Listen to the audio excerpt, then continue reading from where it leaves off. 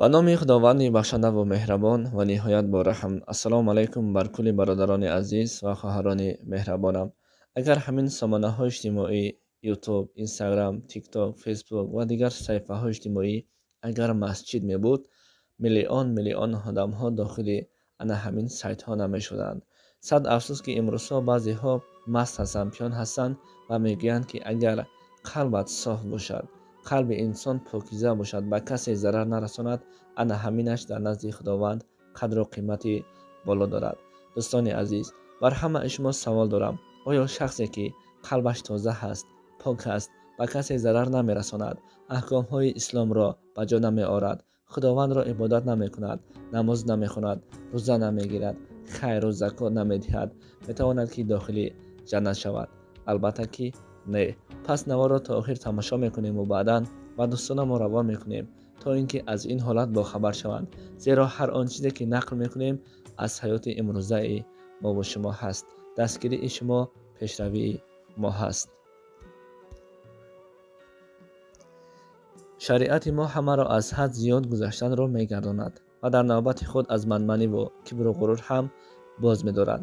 қалбат тоза бошад шуд, қалби инсон покиза бошад. албатта баъзе шахсӣ ҳаст ки мегӯянд агар фарзи Аллоҳро ба ҷо наёрӣ, гарчанде эътиқодат рост набошад ҳам, агар қалбат тоза бошад, пок бошад, ба касе зарар нарасонӣ ҳам мешаванд.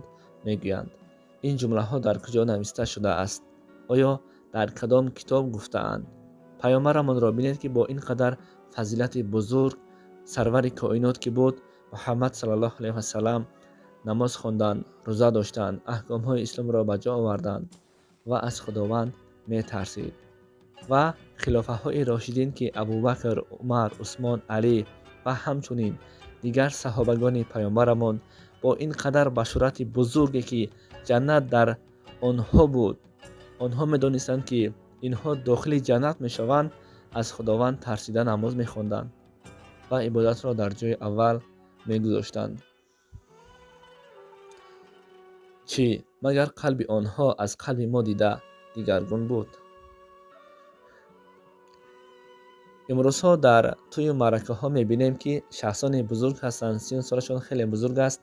вақте ман дигаронро намедонам, ман худам мебинам ва ҳарчанд ки хурд ҳам бошам, мегӯям ки бародари азиз, ту шарм намедорӣ? Аз худованд наметарсӣ ки ту то ҳол арақ менӯшӣ?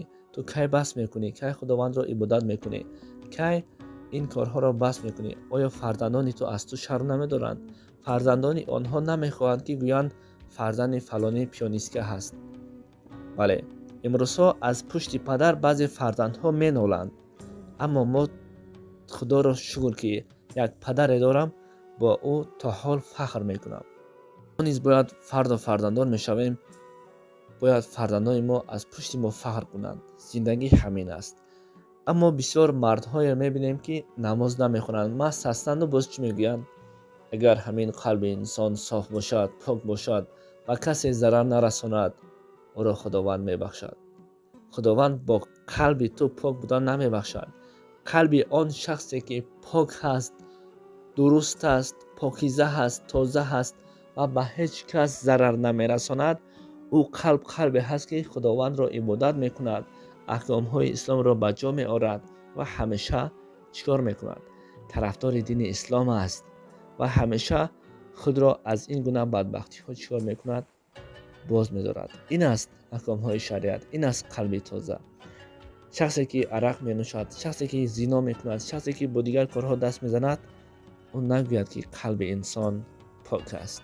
қалби пок ба ин корҳо даст намезанад.